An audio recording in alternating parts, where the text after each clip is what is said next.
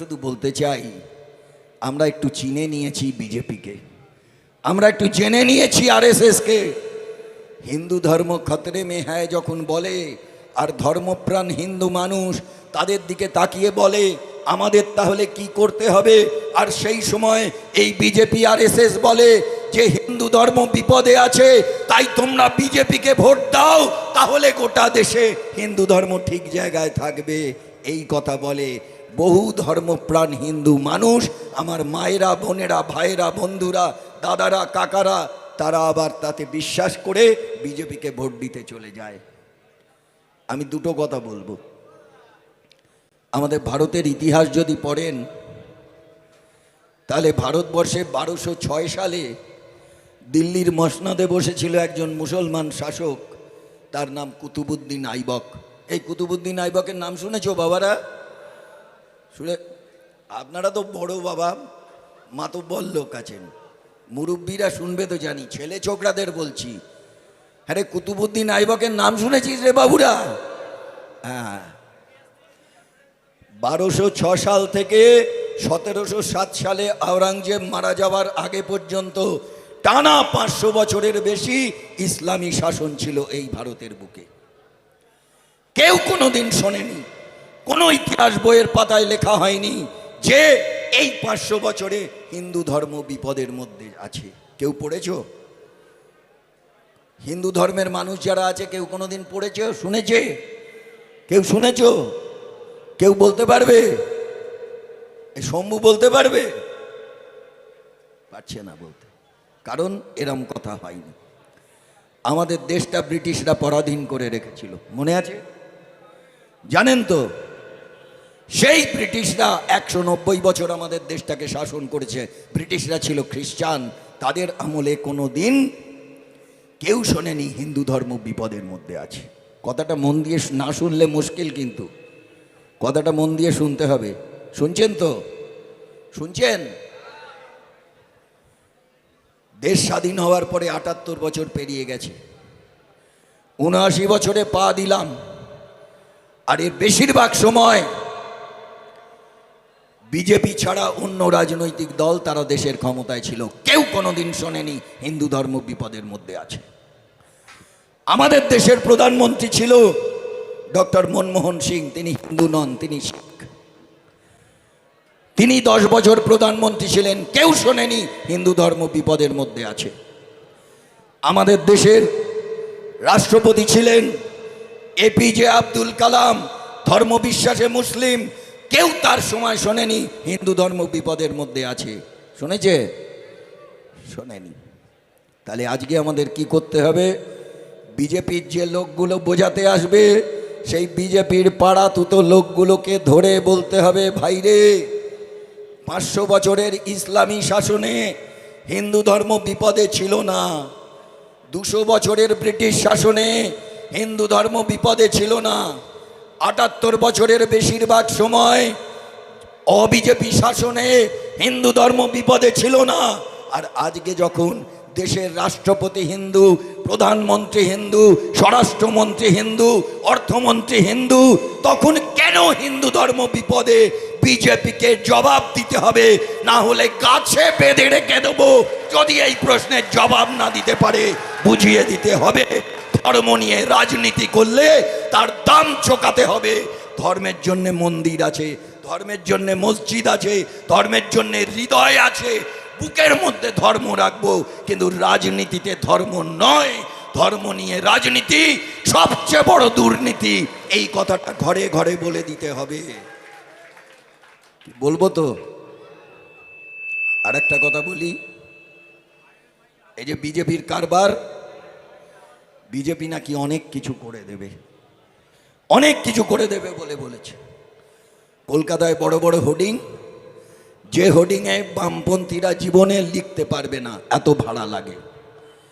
ISF জীবনে তার প্রার্থীর নাম লিখতে পারবে না, অত বড় হোর্ডিংয়ে এত পয়সা লাগে। সেই হোর্ডিং, যে হোর্ডিংয়ে বড় বড় মদের কোম্পানি ব্যবসা করে, বিজ্ঞাপন দেয়, বড় বড় গাড়ির কোম্পানি বিজ্ঞাপন দেয়, বড় বড় সোনার কোম্পানি বিজ্ঞাপন দেয়, সেই কোম্পানি, সেই হোর্ডিংয়ে তারা বলছে আমরা ক্ষমতায় এলে এটা করে দেবো, ওটা করে দেবো, সেটা করে দেবো। আমি শুধু আপনাদের মনে করিয়ে দিতে চাই, কি হয়েছে ওদিকে? ও, লোক ঢুকছে, আসুক, লোকের জন্যই তো ব্যবস্থা করেছি। বিজেপি অনেক কথা বলছে, বহু হিন্দু মানুষ তারা ভাবছেন বিজেপি এলে বোধহয় এইগুলো করে দেবে। আমি শুধু মনে করিয়ে দিই,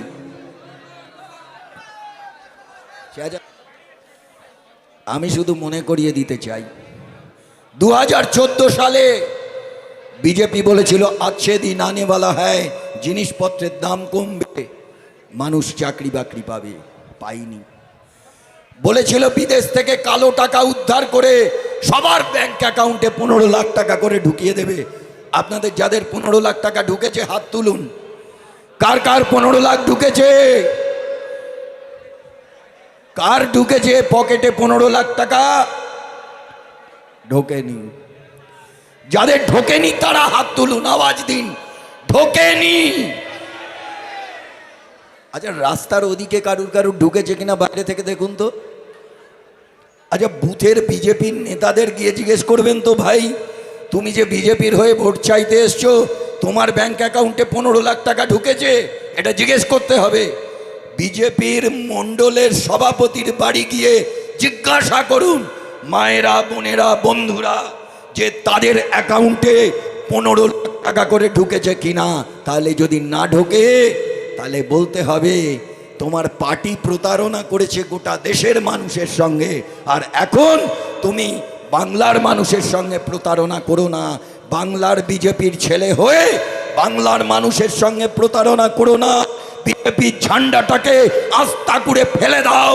এসো, লাল পতাকা আর আইএসএফ এর পতাকা নিয়ে আমরা মানুষের জয়গান গাইব, মানুষের জন্য লড়ব। সেইটাকে প্রতিষ্ঠিত করবার চ্যালেঞ্জ নিয়ে ঘরে ঘরে যেতে হবে, ঠিক আছে? এই এবারে তৃণমূল বিজেপির চক্রান্ত, সেই চক্রান্ত ফাঁস হয়ে গেছিল, এখন চক্রান্তকে বরবাদ করে দিয়েছি আমরা। বামপন্থীরা, আইএসএফ এর বন্ধুরা তৃণমূল বিজেপির চক্রান্তকে আমরা ফাঁস করে দিয়েছি, বরবাদ করে দিয়েছি। তাই আবার আমাদের মাইক উচ্চস্বরে বাজতে শুরু করেছে। কিরে, ঠিক আছে? আর কি কি চাই?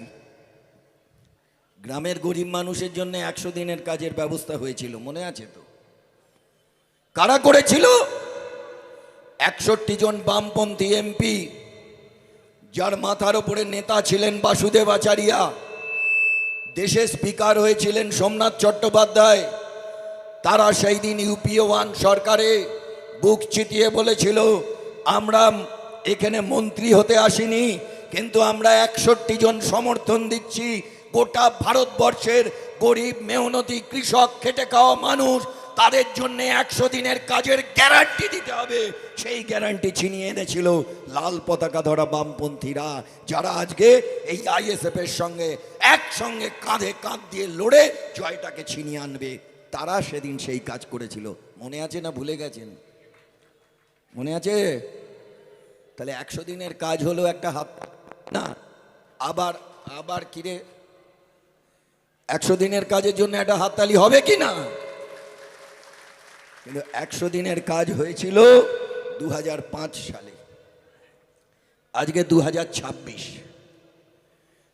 100 দিনের কাজের মজুরি ছিল 300 টাকা 2005 সালে, আরো কম ছিল, পরে বাড়তে বাড়তে 300, আজকে 2026।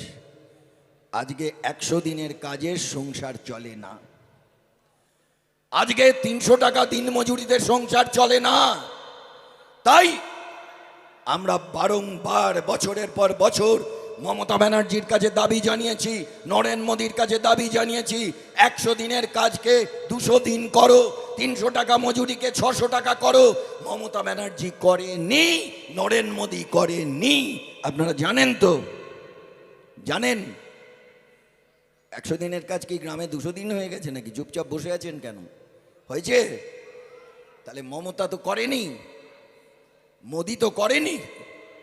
300 টাকার কাজের মজুরি কি 600 হয়ে গেছে? হয়নি। তাহলে কি করলে হবে? কি করলে হবে? এইখানে বিশ্বজিৎকে খাম চিহ্নে জেতালে রাজ্যে বামপন্থী আইএসএফ এর নতুন সরকার করলে 100 দিনের কাজ 200 দিন হবে, 300 টাকার মজুরি 600 টাকা হবে। গ্রামের ঘরে ঘরে ডেকে ডেকে এই কথা বলে দিন, এমন একটা বাড়ি যেন বাদ না থাকে যেখানে আমাদের এই কথা গেল না। কি চান তো 100 দিনের কাজকে 200 দিন করতে? চান তো? যদি কোনো মানুষ গ্রামে, আরে আপনারা চানই আর বলার কি আছে, আপনারা তো চান। বলছি গ্রামের বাড়িতে বাড়িতে যখন যাবেন, গিয়ে জিজ্ঞাসা করবেন আপনি কি চান 100 দিনের কাজ 200 দিন হোক? গ্রামে দলে দলে লোক বলবে হ্যাঁ চাই। আপনি কি চান 300 টাকার মজুরি 600 টাকা হোক? ঘরে ঘরে বলবে হ্যাঁ চাই। কি তাই বলবে তো রে? হ্যাঁ রে বাবু, ছোটদের বলছি, তাই বলবে তো? তাহলে বললে তাদের কি বলতে হবে? তার জন্য কি করতে হবে? তৃণমূলকে তাড়াতে হবে আর বিজেপিকে সরাতে হবে, আমাদের বিশ্বজিৎকে জেতাতে হবে, আর রাজ্যে একটা নতুন সরকার আনতে হবে।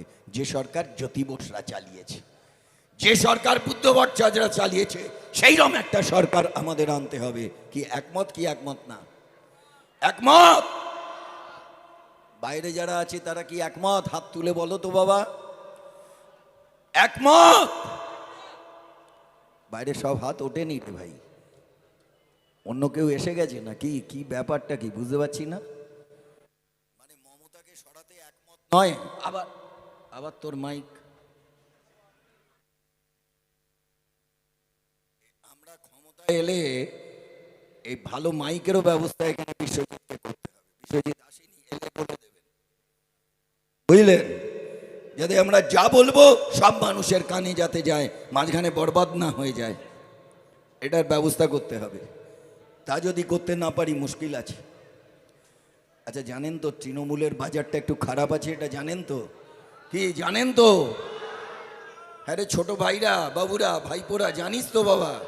হ্যাঁ জানে সবাই, দিদিরা জানেন তো নাকি? তৃণমূলের বাজারটা খারাপ আছে।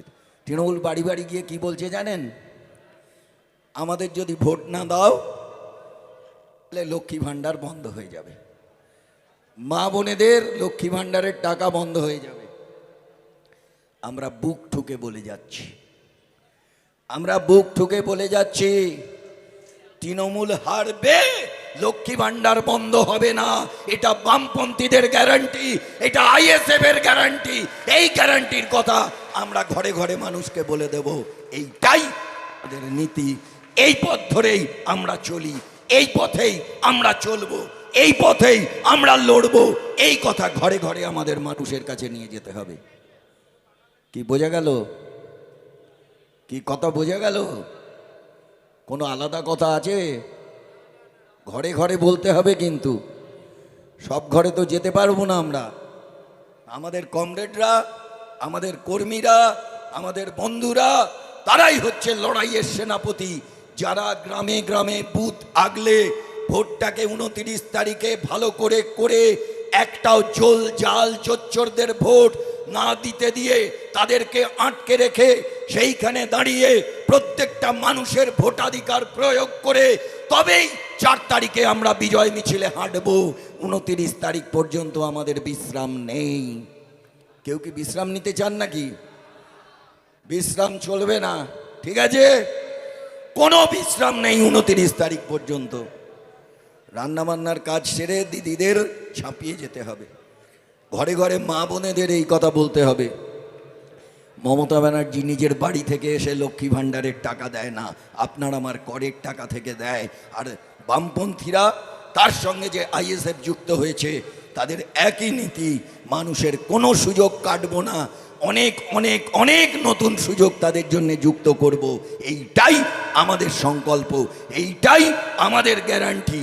মোদির গ্যারান্টির বেলুন ফুটো হয়ে যায়, মোদি গ্যারান্টি দেয় আর সব গ্যারান্টি ভাঁওতা হয়ে যায়, ওরা বলে জুমলা।